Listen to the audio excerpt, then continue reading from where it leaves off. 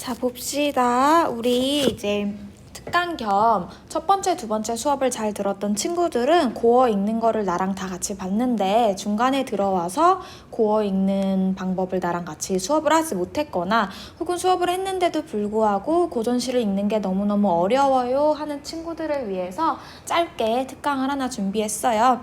한 20분 정도 걸릴 것 같고요. 한 20분?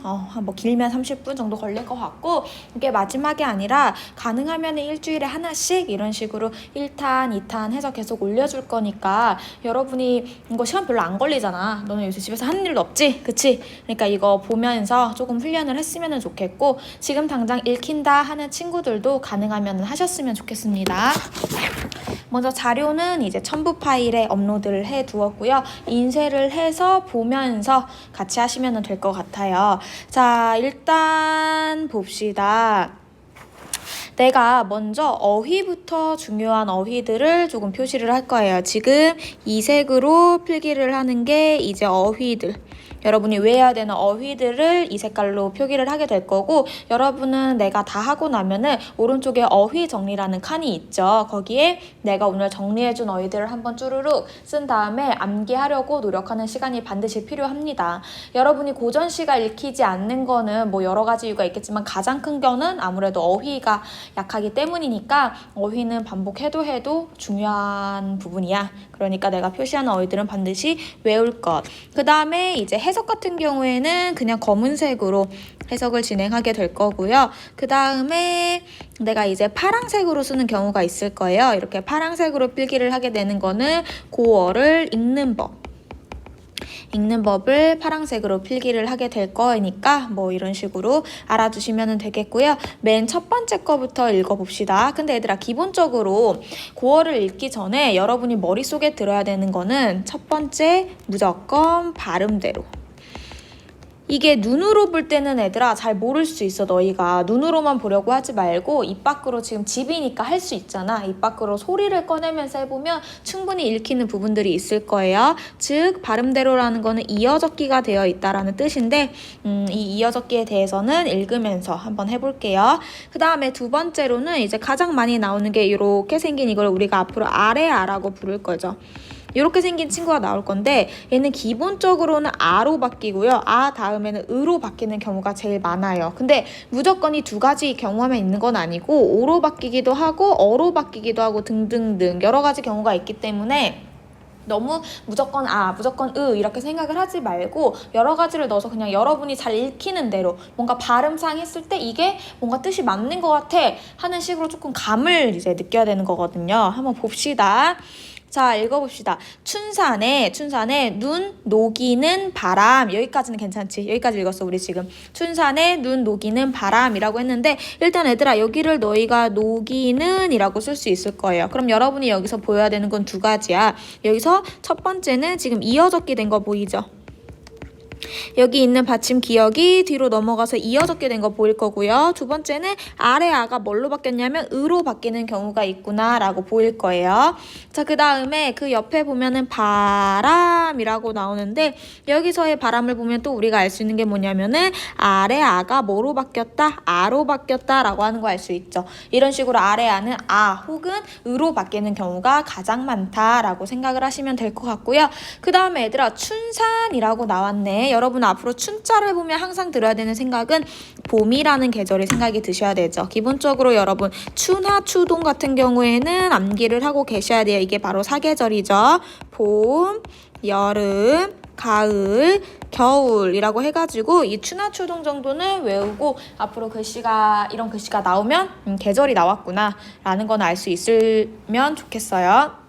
자, 그 다음에 건듯이라고 나왔습니다. 건듯은 외워야 되는 단어예요. 뭐 문득 이런 뜻이에요. 뭐 갑자기 이런 뜻. 자, 봅시다. 춘산에 눈을 녹이는 바람이 문득 불고 간데없다 라고 읽어야 되죠. 자, 여기 간데에서 내가 조금 할 얘기가 있는데 우리 요렇게 나오는 경우가 있을 거예요. 아래아랑 이가 합쳐져서 요런 모양으로 나오는 경우가 있을 건데 이거는 두 가지로 읽혀요. 에로 읽힐 수도 있고 에로 읽힐 수도 있습니다. 근데 이거는 정해진 게 있는 거는 아니고 여러분이 발음을 했을 때 조금 자연스러운 방향으로 그냥 읽어주시면 되고요. 근데 요 모양새로 나오게 되면은 얘는 항상 요 위에 요 친구로 읽어서 대 이렇게 읽어야 되고 이거는 결국 장소를 의미하는 어느 곳 이런 거죠. 자, 그럼 첫 번째 문장 다시 읽어보면은 춘산에 눈을 녹이는 바람이 갑자기 불고 간 곳이 없다라고 해가지고 지금 바람이 휙 불고 지나간 상황. 자, 계속 읽어서 적은 덧 여러분 외우셔야 되는 단어예요. 잠깐. 이거는 외우셔야 되는 단어입니다. 하나만 더 외워야 되는 단어 하고 가면 여기서 우희는 위에 혹은 전에 뭐 앞에 이런 말로 해석을 하시면 되고요. 고저 같은 경우에도 반드시 외워야 되는 어민데 뭐뭐 하고 싶다. 이거는 우리 어휘 외울 때도 있었던 것 같고 내가 이제 고전시 수업하면서도 여러분한테 말을 했던 것 같은데 이 고전은 정말 중요한 어미고 자주 나오는 어미니까 반드시 외우시기를. 자, 그럼 해봅시다. 자, 지금 바람이 불고 바람이 간데 없다 라고 얘기했는데 잠깐 비러다가가 뭐지? 잘 모르겠으면 일단 냅두세요. 말이라고 읽히지. 너네가 처음에는 말이 위에 불리고저 라고 하면 이제 여러분은 이 느낌으로 여러분이 이제 맞춰 나가야 돼요. 절대 그냥 보이는 대로 해석을 한다고 다 되는 거는 아니거든. 그러니까 이제 여러분이 이제 느낌대로 조금 맞춰 나가야 되는데 한번 봅시다. 해석을 어떻게 해야 되냐면은 자, 맨 처음 같은 부분에는 자, 잠깐 빌려다가 가장 비슷한 말을 찾으려고 노력을 하셔야 돼요. 마리가 아니라 머리. 그럼 얘들아 여기서 여러분이 들어야 되는 생각은 뭐냐면 아래아가 반드시 아나으로만 바뀌는 게 아니라 이런 식으로 어로 바뀌는 경우도 있기 때문에 무조건 아나으야 라고만 생각을 하면은 분명 읽다가 읽히지 않는 부분들이 생길 수 있어요. 그러니까 너무 고정관념을 가지면 안 되고 그냥 그 시의 문맥이나 여러분이 읽으면서 느껴지는 감대로 조금 유연성 있게 해석을 하는 연습이 필요합니다. 자, 그 바람을 잠깐 빌려다가 머리 위에가 되겠죠. 불리고저 라고 하면 여러분 뭐라고 해야겠어요? 불게 하고 싶다. 이렇게 해석하시면 좋겠죠. 자, 그러면 왜 불게 하고 싶은지 이제 얘기해줍니다. 귀 밑에 애들아 봐봐. 이거 눈으로 보면은 무슨 뜻인지 안 읽힐 수 있어요. 이거. 근데 여러분이 어떻게 발음으로 하면 밑에라고 읽히죠. 왜냐면 우리 이렇게 생긴 모양은 여기서 어떻게 읽을지 얘기를 했으니까 귀 밑에라면 무슨 뜻이 되겠어요? 귀 밑에 해묵은 이라고 하면은 해묵은 여기서 해라는 거는 그 1년, 2년을 의미할 때 해요. 그러니까 여러 년이 지난 서리는 뭔지 알지 얘들아? 그 약간 가을하고 겨울 사이에 추울 때 끼는 하얀 약간 얼음 조각 같은 것들 서리를 이라고 하면은 여기서는 또 이 아래아가 으로 읽혔구나 라는 거를 아실 수 있겠죠. 그래서 아래아가 아와 으로 읽히는 경우가 가장 많지만 그 위에처럼 어로 바뀌는 경우도 있으니까 너무 한정하지는 말자라고 얘기했고요. 녹여볼까 하노라 라고 해서 여기 같은 경우에는 이 아래아가 아로 바뀌면서 끝이 나는 거였죠. 뭐 내용은 대충 이거지. 바람을 불려다가 뭐 할 거라면 귀 밑에 있는 서리를 녹여볼까 라고 했어. 애들아 우리 귀 밑에 하얀 얼음 조각이 왜 있겠어요? 여기서 서리는 무엇을 의미하는 거냐면은 흰머리를 상징하는 겁니다. 흰머리. 그래서 눈을 녹이는 바람을 이제 빌려와가지고 눈을 녹인 것처럼 내 귀 밑에 있는 하얀 백발들, 내 흰머리들을 다 녹여볼까 하노라. 그러니까 뭐 하고 싶다? 젊어지고 싶다라는 얘기를 담고 있는 거죠. 이런 식으로 애들아 내가 이런 식으로 올려주는 거는 여러 가지 시조를 보면서 이때는 이렇게 읽기로 했지, 이때는 이렇게 읽기로 했지 해서 다양한 시조에서 여러분이 나랑 공부했던 거를 적용해 볼 수 있도록 연습하는 거라고 생각하시면 되겠고요. 자, 이제 두 번째로 가서 먼저 어휘부터 조금 중요한 거 표시를 하고 갈게요. 그래서 버혀라고 했는데 버혀는 베어라는 뜻이라고 생각하시면 돼요. 무언가를 베다 라고 생각을 하시면 될 것 같고 그럼 한번 읽어봅시다. 내 마음을 베어내어 달을 만들고저. 내가 분명 고전은 자주 나오는 말이라고 했죠. 근데 얘들아 여기서 너희가 하나 주의해야 되는 거는 여기에 라는 표현이에요. 얘들아 너희가 생각해도 라는 말은 없잖아. 이거 우리 어떻게 해석을 하냐면 저라고 해석을 하게 돼요. 그러면 어떻게 를 여러분은 저로 바꿀 수 있냐 라고 하면은 일로 와서 첫 번째가 구개음하고요. 두 번째가 단모음하죠. 자, 먼저 구개음화는 뭐냐면은 디귿이나 티읕 계열이 뭘 만날 때 이, 야, 여, 요, 유와 같은 친구들을 만나면 뭐로 바뀌게 될 거냐면은 잠깐만 이거 내리고 뭐로 바뀌게 될 거냐면 지읒, 치읒으로 바뀌게 되는 게 바로 구개음화라고 합니다. 그럼 얘들아 우리가 저기 왜 바꿨겠어요? 지금 여기 보시면은 디귿 나오고 여 나오니까 디귿을 뭘로 바꿔준 거야? 지읒으로 바꿔주는 경우가 되는 거겠죠. 그럼 한번 연습을 해봅시다. 어떤 식으로 해야 되냐? 디다라는 말은 어떻게 바꾸시면 되겠어요? 지다라는 말로 바꾸시면 되고요. 좋다라는 말은 어떻게 바꾸시면 되겠어요? 좋다라는 말로 바꾸시면 되겠죠. 이런 식으로 디귿을 지읒으로. 또 이번엔 치읒으로 해볼까요? 천 이러면 이건 어떻게? 천 이런 식으로 바꾸면 되겠죠. 이해가지? 근데 얘들아 여러분이 지금 이 말을 듣다 보면 하나 의문점이 드셔야 돼요. 어떤 의문점이 들어야 되냐면 지금 분명히 디귿을 지읒으로만 바꾸라고 이야기를 했는데 나는 그것만 바꾼 게 아니라 요를 오로 바꿨고요. 여를 어로 바꿨어요. 그러면은 뭐지? 아니 왜 디귿 지읒을 바꾸라 그랬는데 요를 오로 여를 어로 바꾼 거지? 라는 생각이 충분히 드셔야 되고요. 그 이유는 두 번째 얘기할 단모음화 때문이죠. 단모음화라는 건 뭐냐면 애들아 우리가 기본적으로 야여 요유 이런 친구들을 뭐라고 부르냐면 이중모음이라고 불러요. 이중모음이 뭔지에 대해서는 나중에 배우게 될 거고 근데 얘들아 상대적으로 야여 요유는 발음이 조금 피곤한 편이에요. 발음하기가 힘든 거지. 그래서 우리는 이거를 발음을 편하게 하려고 뭐로 바꿀 거냐면 깔끔하게 아, 어, 오, 우로 바꿔줄 거죠.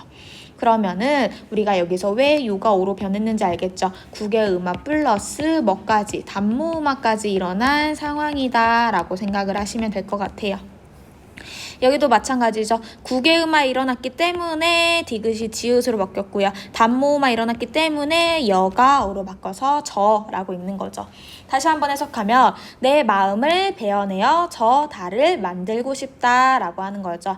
자, 구만리까지는 뭐 되게 먼 곳이다 라고 할 수 있고요. 얘들아 당을 우리 어떻게 바꿀 거냐면 장으로 바꿀 거고요. 천을 치읒으로 바꾼 다음에 여를 어로 바꿔주면 이렇게 되는 거죠.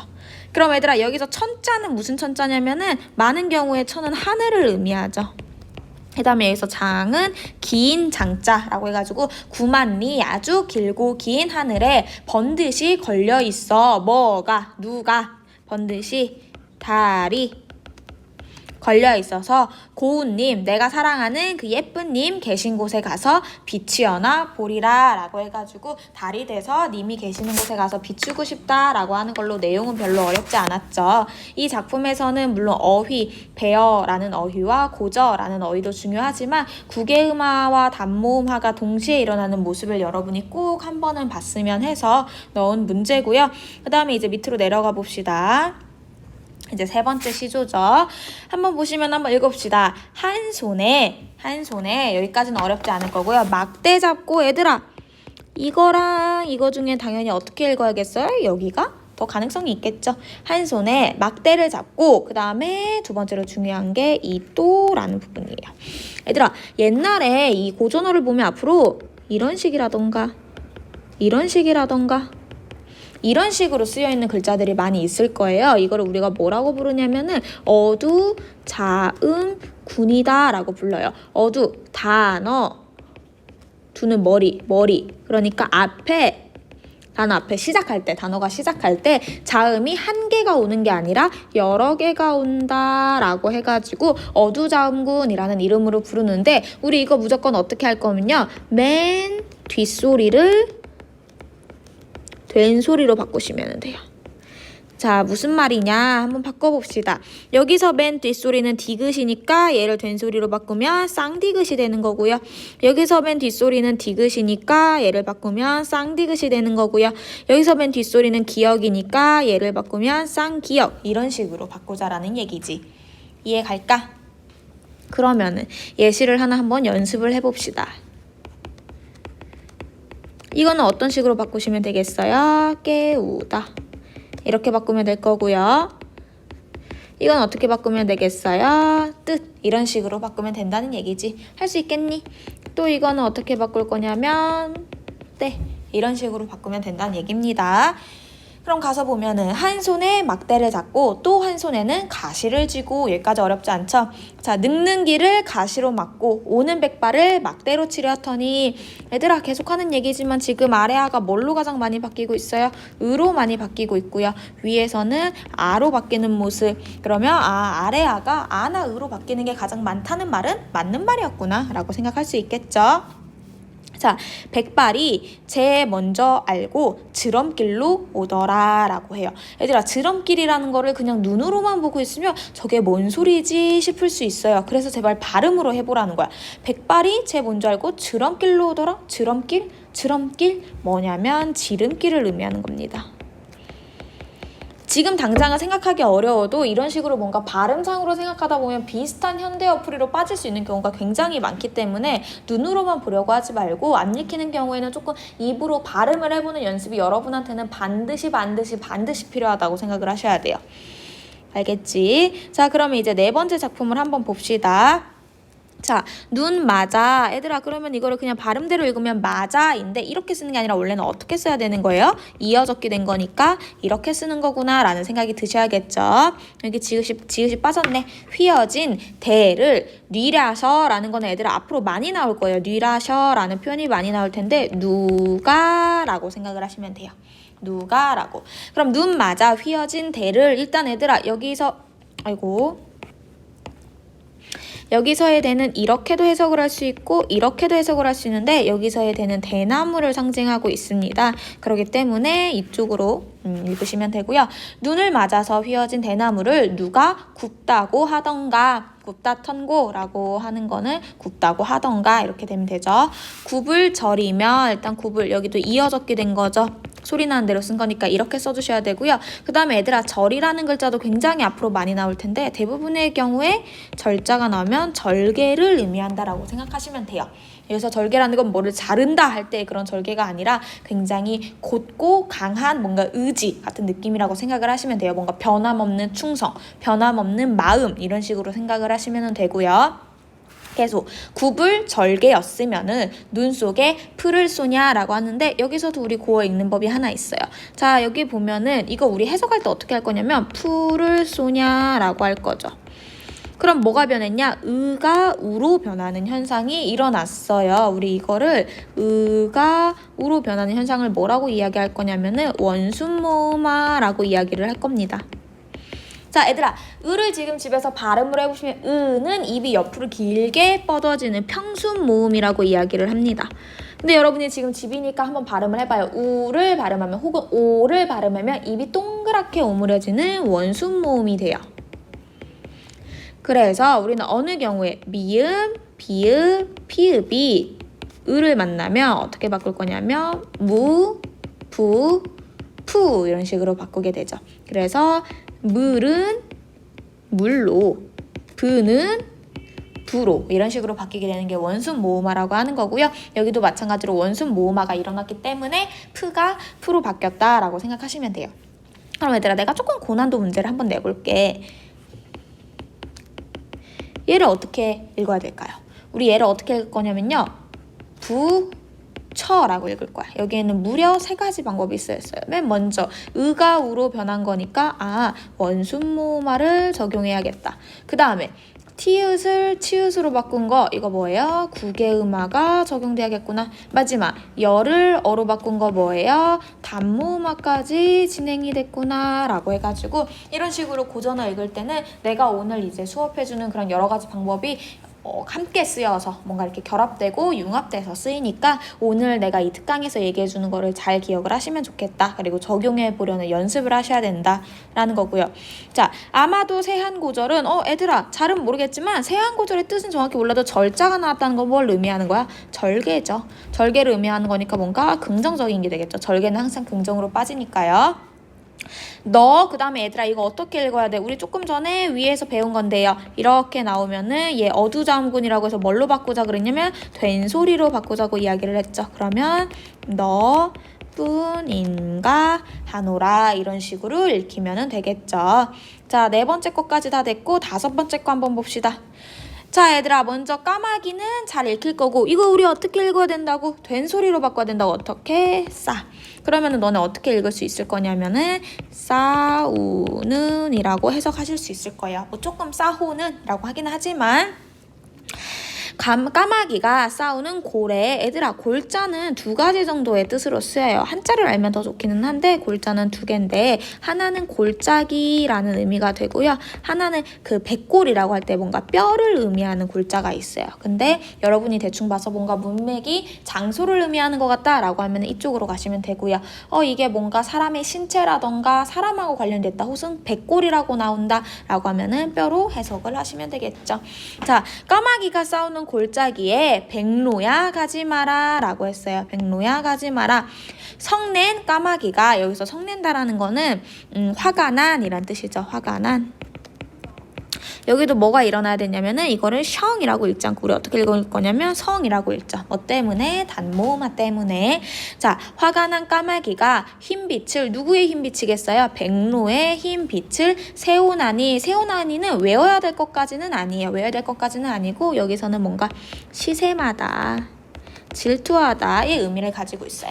자, 까마귀가 싸우는 고래 백로야 가지 말아라. 화가 난 까마귀가 너의 하얀 빛깔을 시샘하니 청강에 조이 씻은 몸을, 여기도 씻은이라고 해가지고 지금 이어졌게 된 거죠. 몸을 덜어일까 하노라 이렇게 되는 거죠. 근데 얘들아, 여기서 정말 중요한 게 하나 있어요. 여기서 조이라고 하면 너네 무슨 생각 들 거냐면 좋다라는 뜻이구나 라는 생각이 드실 거예요. 우리 아는 단어니까. 근데 여러분이 진짜 주의하셔야 될 게요, 고전시를 보다 보면은 이렇게 쓰이는 경우가 있을 거고요, 이렇게 쓰이는 경우가 있을 거예요. 두 개가 신기하게도 뜻이 다릅니다. 좋다라고 쓰였을 때가 지금 우리 현대국어에서 이야기하는 뭔가 좋다, like의 의미를 가지고 있는 좋다가 되고요. 만약에 중세국어, 그러니까 고전시에서 이런 식으로 좋다라고 쓰였을 경우에는요, like의 의미가 아니라 깨끗하다 혹은 맑다라는 의미가 됩니다. 자, 그러면 여기를 다시 해석을 해보면 어떻게 해석을 하셔야 되냐면 청강에 깨끗하게 맑게 씻은 몸을 덜어일까 하노라, 이런 식으로 해석이 되셔야 된다는 거죠. 괜찮니? 넘어갈게요.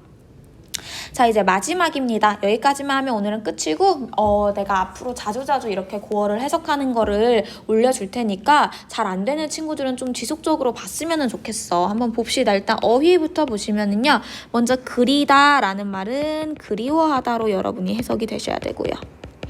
그 다음에 실솔은 정말 자주 나오는 단어입니다. 귀뚜라미를 의미하고요. 그 다음에 기본적으로 귀뚜라미는 가을을 상징하는 자연물이 됩니다. 그 다음에 여기서 추자를 보시면, 추자는 아까 우리 맨 처음에 춘산할 때 봄 얘기하면서 내가 추나추동 얘기했는데 바로 가을을 의미하죠. 그 다음에 이 야자는 밤을 의미해요. 자, 그러면 한번 처음부터 다시 해석을 해봅시다. 자, 님을 그리워하는 상사몽이, 얘들아 이 몽은 꿈이라는 뜻이죠. 님을 그리워하면서 꾸는 그 꿈이 귀뚜라미에 넋이 되어. 그럼 얘들아 이것도 어떻게 되는 거? 이렇게 된 건데 지금 이어졌게 되는 상황인 거 괜찮죠? 가을밤에 깊은 밤에 님의 방에 들어갔다가, 그러니까 뭐야, 내가 님을 너무너무 그리워하는 이 꿈이 귀뚜라미가 되어서 가을밤에 님의 방에 들어갔다가 날 잊고. 얘들아 이게 진짜 잊다라는 뜻이 아닌 거 알죠? 발음해보면 무슨 뜻이야? 잊고 깊이 든 잠을. 우리 얘들아 이거 어떻게 읽어야 될까? 우리 파란색으로 한번 해볼까? 얘 어떻게 읽자 그랬죠? 된 소리로 읽자고 했으니까 쌍기역이 먼저 될 거고요. 그 다음에 우리 얘는 어떻게 읽자 그랬냐면 얘 혹은 이렇게 읽자라고 했는데 이렇게 하시면 되겠죠. 그럼 어떻게 돼요? 나를 잊고 깊이 든 잠을 깨워볼까 하노라, 이런 식으로 해석하시면 되겠죠. 쉽지 얘들아?